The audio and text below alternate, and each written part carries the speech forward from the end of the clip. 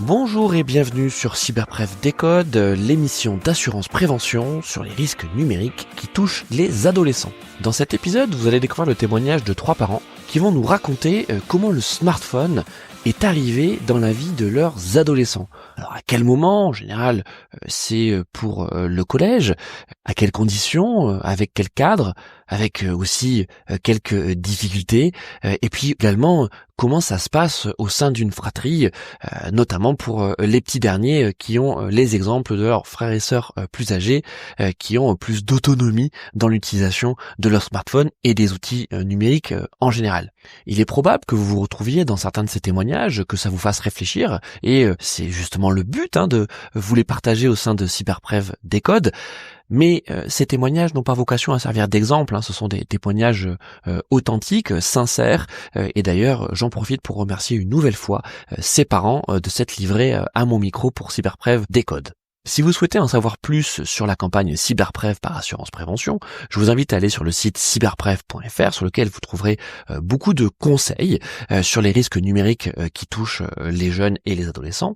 Et vous pouvez également écouter les précédents épisodes de Cyberpref Décode. Il y a d'autres épisodes de témoignages et également des interviews et des regards d'experts qui vous aideront, nous l'espérons, à vous forger votre propre approche de la parentalité numérique.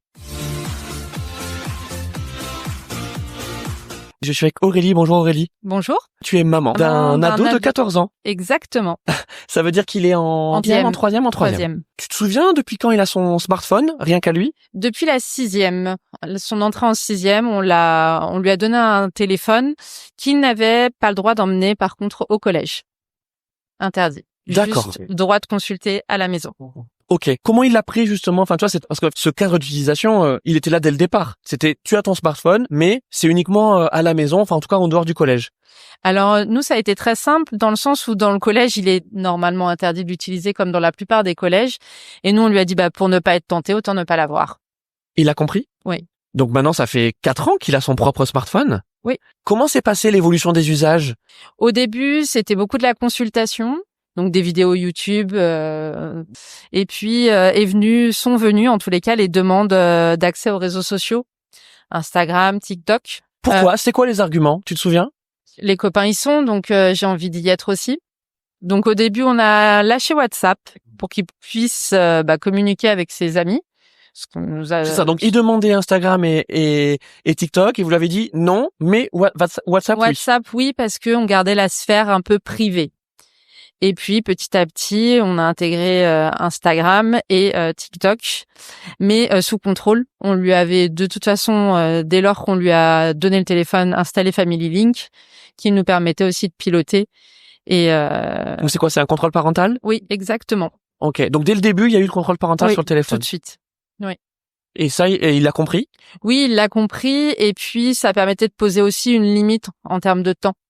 On lui a aussi indiqué que le téléphone, il pouvait s'en servir bien évidemment pour appeler, pour envoyer des SMS, mais dès lors que c'était pour jouer ou consulter des vidéos, il fallait l'autorisation. Et ça a été dur. Parfois, les 10 minutes ou un quart d'heure qu'on lui laisse sont souvent dépassées. Il faut souvent le rappeler à l'ordre. Mais globalement, ça se passe plutôt bien. En plus, il a la chance d'avoir un papa qui connaît très bien les risques et les cyberattaques et autres et qui l'alerte beaucoup sur ce que ça pourrait faire, les conséquences. Donc, en fait, son papa connaît bien le numérique. Exactement. C'est ça. Donc, c'est aussi son référent. Exactement. Et donc, ça lui permet d'avoir des arguments, en tous les cas, pour lui expliquer que parfois, mieux vaut ne pas y être que y être et d'en subir les conséquences. Et il le comprend, ça, tu penses? C'est difficile. À cet âge-là, c'est toujours difficile d'avoir moins d'accès que ses copains. Mais aujourd'hui, je pense que malgré tout, il le comprend et il l'accepte. Dans les réseaux sociaux, c'est plutôt sur les réseaux sociaux. Est-ce que vous savez ce qu'il fait exactement sur les réseaux sociaux? Parce que tu vois avec le contrôle parental qu'il est sur telle application, mais est-ce que tu sais ce qu'il fait exactement? Oui, on arrive à suivre en fait. Alors moi, j'ai pas toutes les techniques, mais son père a installé quelque chose pour suivre et notamment tous les sites, on va dire pour adultes et autres, lui sont interdits. Donc déjà, ça met aussi une barrière. Et puis après, j'ai la chance d'avoir un passionné de cuisine et de pâtisserie, donc il est beaucoup sur les réseaux sociaux pour ça en fait. D'accord, pour Ouais. regarder Pour suivre des recettes, des tutos. Et suivre des pâtissiers qui sont très influents sur les réseaux sociaux et qui font beaucoup de choses. D'accord. Est-ce qu'il joue aux jeux vidéo? Oui. Alors, il joue à quoi et sur quelle plateforme? Il joue un peu sur son téléphone, c'est vrai. D'accord. C'est d'ailleurs ça la limite, j'ai envie de dire aujourd'hui. Les réseaux, pour le coup, hormis d'aller un peu regarder en effet ses passions, la cuisine, la chanson, les choses comme ça. Mais l'aspect jeu est plus addictif, je dirais, pour lui en tous les cas, que la partie réseaux sociaux. Alors moi, j'ai pas en tête les noms des jeux exactement, mais c'est des jeux de plateforme un petit peu, des choses comme ça. Voilà. Il joue tout seul ou en ligne avec des amis? Non, il joue tout seul. Ça, pour l'instant, on lui a refusé justement l'accès de jouer à plusieurs. Les seules fois où il le fait, c'est avec les membres de sa famille ou ses copains que nous connaissons et pour lesquels on donne l'accès. Est-ce que le concept de parentalité numérique, qui est assez nouveau, hein, ça t'inspire quelque chose, toi, dans ton propre rôle de maman? Ça me rassure. Ça me rassure parce que on peut pas tout contrôler. Ils sont à cet âge-là, ils ont tendance à davantage s'enfermer et s'isoler pour faire des choses. Donc on peut pas tout contrôler. Et aujourd'hui, c'est un moyen de rassurer, je pense, et de nous simplifier aussi les choses au quotidien. Certains parents, nous ont partagé leur désarroi, leurs difficultés, justement face à l'évolution du numérique, et puis à réussir à bien accompagner leurs enfants, et notamment pendant cette période charnière qu'est l'adolescence. Alors moi, je voudrais remercier un peu le collège, parce que c'est vrai qu'il les sensibilise beaucoup. J'ai été assez étonnée de ça, parce que... Tu parles de l'établissement scolaire, hein? Oui, exactement. L'éducation nationale a fait un gros effort là-dessus. Ils ont d'ailleurs appris, ils ont eu des séances de sensibilisation et même dans d'autres matières qu'on soupçonne pas. Typiquement en espagnol, ils ont fait un rap là-dessus sur le cyberharcèlement. Ils essaient de sensibiliser à la thématique via différents usages et différentes matières, et ce que je trouve plutôt intéressant pour eux. En général, est-ce que c'est toi ou peut-être le papa qui abordait les sujets en lien au risque numérique, ou parfois ça vient aussi de la part de votre enfant qui a peut-être des questions, ou tu vois il a vu ou fait quelque chose sur internet, sur son smartphone. Enfin, tu vois, est-ce que tu as l'impression qu'il y a un échange ou que ça vient quand même principalement de vous? J'ai la chance d'avoir un enfant qui se confie beaucoup à moi. En effet, il a vu des images pas très joli sur certains téléphones de ses copains. Il m'a tout de suite posé les questions, entre guillemets. Je lui ai tout de suite dit que, en effet, c'était aussi pour ça qu'on ne voulait pas qu'il y ait accès, parce que c'est pas la vraie vie, et que la vie c'est pas comme ça. La vie, c'est des êtres humains, des sentiments, des relations. C'est quoi? C'est de la pornographie, là? Exactement. Oui. Et donc oui, moi j'ai la chance d'avoir un adolescent qui me parle. Alors, je sais pas pour combien de temps, peut-être que ça va évoluer, mais pour l'instant j'ai la chance d'avoir un ado qui me parle, donc c'est vraiment bien, et je lui ai toujours parlé très librement des choses et indiqué les choses comme je les ressentais aussi, donc voilà. Merci beaucoup Aurélie d'être venue témoigner. Je suis avec Cécile. Bonjour Cécile. Bonjour Louis. Tu es maman d'adolescents. Raconte-nous.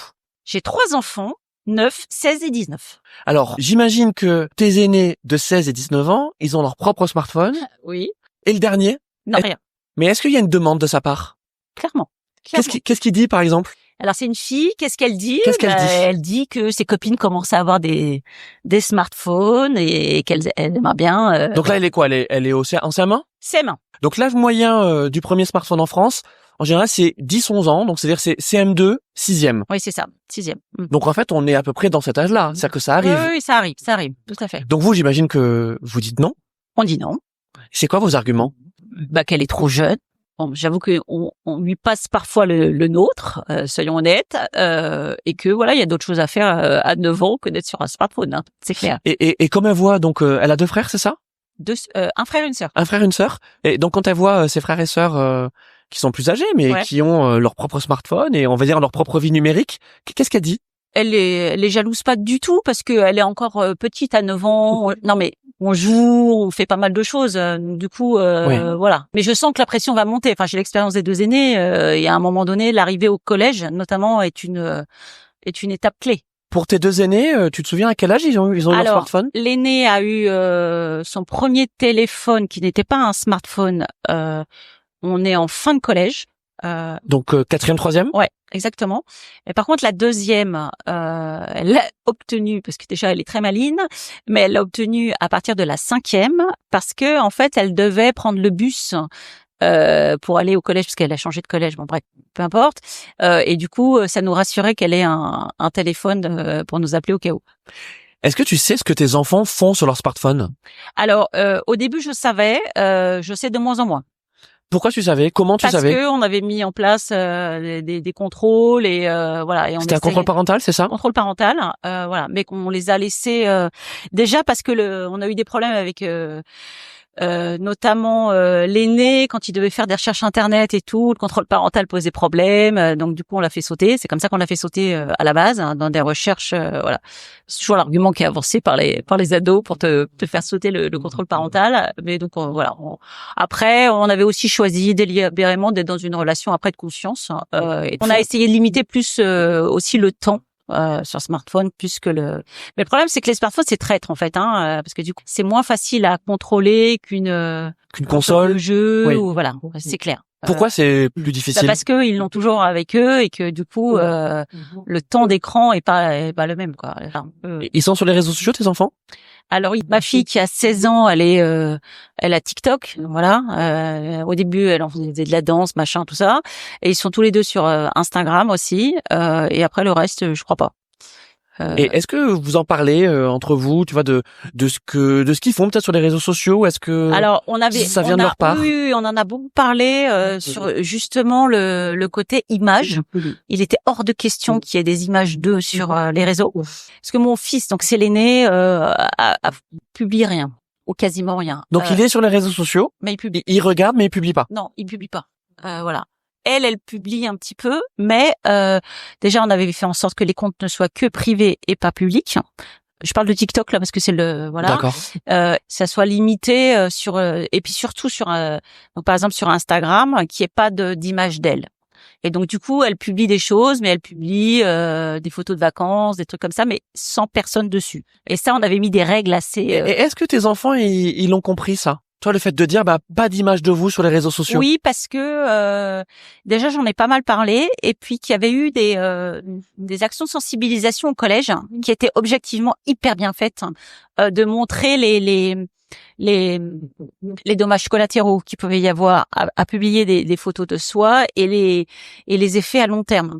Et on avait assisté notamment avec mon fils à une présentation là-dessus, et franchement c'était hyper bien fait de montrer une image que tu postes quand t'as 15 ans, que tu retrouves quand t'en as 35. Et je trouve que de plus en plus dans les établissements, c'est très important ce genre de choses.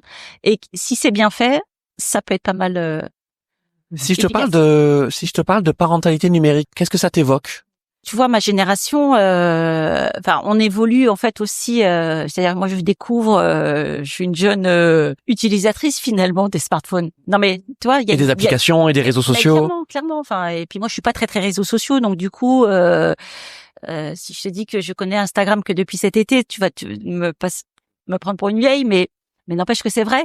Tu vois, voilà. Et donc du coup, les discussions, la parentalité numérique, c'était plutôt que en discutant, en me disant mais qu'est-ce que vous faites, qu'est-ce que vous regardez, qu'on en discute, hein, et que je lui ai regardé soit ce qu'il regardait, soit essayer de comprendre quel était l'intérêt. Tu trouves que ça fonctionne le fait justement de prôner le dialogue? Enfin, c'est sur ce sujet-là, comme sur n'importe quel sujet, j'ai envie de te dire, de parentalité, quoi. Après, on fait ce qu'on peut comme parents, hein, mais en tout cas, on essaye, nous, d'être dans le dialogue, ouais. Merci Cécile d'être venue témoigner. À bientôt.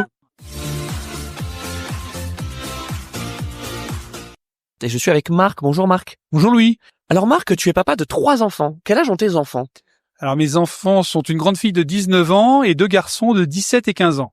Je suppose que les 3 ont leur propre smartphone. Les 3 ont leur propre smartphone. Est-ce que tu te souviens à quel âge vous les avez autorisés à avoir leur propre smartphone? Je pense que plus c'est allé, plus ils l'ont eu jeune, mais grosso modo, ils l'ont eu lorsqu'ils sont rentrés au collège, c'est-à-dire vers l'âge de 12 ans. Tu te souviens pourquoi c'était le collège? Est-ce que parce que c'était entre guillemets la grande école? C'est parce que c'est l'âge auquel ils sont allés tout seuls à l'école, sont revenus tout seuls de l'école et que, comme beaucoup de parents, il fallait qu'on puisse les joindre et qu'ils puissent nous appeler si jamais il y avait un problème. Alors est-ce que c'était un smartphone au sens accès à Internet, des applications libres, ou est-ce que c'était un téléphone? Je crois qu'à certains moments, ils ont eu des téléphones. Je pense que notamment le dernier, voyant que ses frères et sœurs avaient des smartphones, il voulait aussi un téléphone, donc il a eu un dumbphone qui ne pouvait faire que des SMS et du téléphone. Mais assez rapidement, il a dû avoir l'opportunité de récupérer un vieux smartphone et il en a eu un aussi. Donc, pour simplifier, on peut dire qu'ils ont assez rapidement tous eu des smartphones. Et est-ce que ils avaient des forfaits bridés, tu vois, bon, c'est effectivement comme ça que ça s'appelle, tu vois, où en fait t'as que du temps d'appel ou de SMS, et tu te souviens de ça? Ouais, je m'en souviens très bien parce que ils avaient pas des forfaits avec de la data. Ils avaient des forfaits qui leur permettaient de téléphoner et d'envoyer des SMS quand ils étaient en mobilité. Mais en revanche, pour utiliser les apps, il fallait qu'ils soient connectés au Wi-Fi. Ils pouvaient les utiliser à la maison ou lorsqu'ils allaient dans un endroit et qu'on leur communiquait le code Wi-Fi. Et ils faisaient le forcing pour qu'on leur donne un abonnement avec de la data. Et je crois que ça a été le cadeau d'anniversaire de la grande, mais je me rappelle plus exactement à quel âge, mais je crois qu'elle était au lycée. Et donc après, on a fait la même chose avec le suivant. Et le troisième n'a toujours pas de forfait. Donc il a 15 ans, hein. C'est ça, le troisième qui a 15 ans. Ouais, exactement. Mais il a le Wi-Fi. Il a le Wi-Fi et... Donc c'est quoi? C'est le Wi-Fi à la maison? Ouais, exactement. Et est-ce qu'il y a une limite d'utilisation? Il faudrait qu'il y en ait une, mais il en a pas. C'est-à-dire qu'il remplit beaucoup de son temps libre avec le téléphone. Donc en nombre d'heures, ça fait pas mal. Est-ce que tu sais, Marc, ce que font tes enfants, et en particulier le dernier, hein, qui a 15 ans, sur son téléphone? Alors je sais une partie de ce qu'il fait, mais je sais pas tout ce qu'il fait. Donc il va falloir que je lui en parle. Mais c'est ça. Comment tu le sais? Est-ce que c'est parce que vous en parlez, ou est-ce que peut-être que tu as un contrôle parental? Alors, quelles sont tes sources? Comme il a passé les 15 ans, il y a moins de contrôle parental, mais c'est vrai qu'à une époque, je savais exactement quelle appli il téléchargeait. Il y a encore très peu de temps. Donc, je savais notamment qu'il téléchargeait pas mal de jeux, des jeux de voiture, des jeux de guerre, et ça, il aimait beaucoup. Je sais par ailleurs, parce que je suis assis à côté de lui, et puis aussi parce qu'on se parle, et puis parce qu'il partage avec moi, qu'il regarde des documentaires sur l'automobile, parce qu'il est passionné d'automobile. Je sais qu'il échange avec ses copains dans le groupe WhatsApp. Je sais aussi qu'il utilise TikTok et qu'il parle de TikTok avec son frère et sa sœur, mais je sais pas exactement ce qu'il fait dans TikTok, donc c'est pour ça que je te dis qu'il faudrait que je creuse un petit peu. Et puis, comme je te le disais avant, il joue à des jeux vidéo plutôt de guerre, quoi. Il aime bien les jeux vidéo sur son téléphone. Donc tu sais ce que sont ces jeux vidéo, mais est-ce que tu sais ce qui se passe sur ces jeux vidéo? Alors moi, je joue pas aux jeux vidéo, je joue pas à ces jeux vidéo, donc je sais pas exactement ce qui se passe. De temps en temps, il partage avec moi. Donc par exemple, s'il est dans un jeu de guerre, il va me montrer les armes qu'il utilise, il va me donner son score, il va me parler de ce qui se passe dans le jeu. Donc ça ressemble à un jeu de guerre, quoi. Donc j'imagine que dans ce jeu, il y a beaucoup de violence, tu vois. Tout à fait. Et vous en parlez de ça? Oui, on en parle dans le jeu, mais on parle de la violence en règle générale, parce que depuis tout petit, on partage beaucoup sur l'actualité avec les enfants. On côtoie des personnes qui sont militaires aussi, donc ça nous amène à parler concrètement de ce que c'est que d'être soldat, la guerre. Donc effectivement, c'est pas la même chose, parce que dans le jeu vidéo, il simule la guerre, ce qui fait pas dans une conversation. Je suis d'accord avec toi que c'est violent, mais moi quand j'étais ado, c'est vrai que j'avais sur mon ordi à l'époque, pas sur un téléphone, j'avais des jeux et j'avais aussi des jeux de guerre et c'était aussi violent, quoi. Pas aussi réaliste sans doute. La discussion, t'as l'impression qu'elle vient plus spontanément de ta part, ou en tout cas de toi, de la part des parents, ou ça vient aussi spontanément des enfants? Ah, c'est 50-50. Moi, je leur parle de ce qui se passe dans le monde réel et ils font le parallèle avec ce qui se passe dans leur jeu, et eux, de temps en temps, me parlent de leur jeu parce que ils ont gagné et ils veulent me raconter comment, etc. C'est du partage ponctuel, quoi. On parle beaucoup de parentalité numérique. Qu'est-ce que ça t'inspire, ce concept de parentalité numérique? ça m'inspire le fait que ça doit être une dimension de la parentalité à laquelle on pense pas spontanément. C'est un peu comme quand le droit se construit après que la réalité soit arrivée dans notre monde. Je pense que nos enfants sont nés avec les téléphones, alors que nous, on les a vus arriver dans nos vies, et que on n'a pas forcément conceptualisé la manière dont on devait parler de ces téléphones avec eux, comment on pouvait comprendre ce que ça leur apportait, identifier éventuellement des risques, et seulement à la fin fixer des règles. C'est-à-dire que on en parle, mais en tout cas en ce qui me concerne, je les ai pas fixés de manière complètement carrée. La parentalité numérique, chez nous, ça consiste à pas avoir son téléphone à table, ça consiste à ne pas l'emporter dans sa chambre quand on va se coucher. Donc c'est un cadre. C'est un cadre, mais le cadre est relativement tolérant. Tu vois, il y a un truc qui existe que je trouve bien, mais que j'ai pas mis en place, qui est le temps d'écran. J'ai des amis qui ont mis un temps d'utilisation du téléphone à leurs enfants, et quand ce temps est écoulé, l'enfant peut plus utiliser son téléphone. Moi, ça va plutôt être au doigt mouillé. Je vais me dire, là, ça fait un certain temps que tu es avec ton téléphone, tu termines ta partie et puis c'est fini. Il y a des conflits parfois? Non, on sent qu'il y a un peu de déception, mais il y a pas de surprise, quoi. Ils savent que à un moment il faut arrêter, quoi. C'est le cadre. C'est le cadre, et puis surtout, ça reste des enfants, on reste les parents, donc on est un peu plus chef qu'eux, quoi. Merci Marc. Je t'en prie, merci Louis. À bientôt.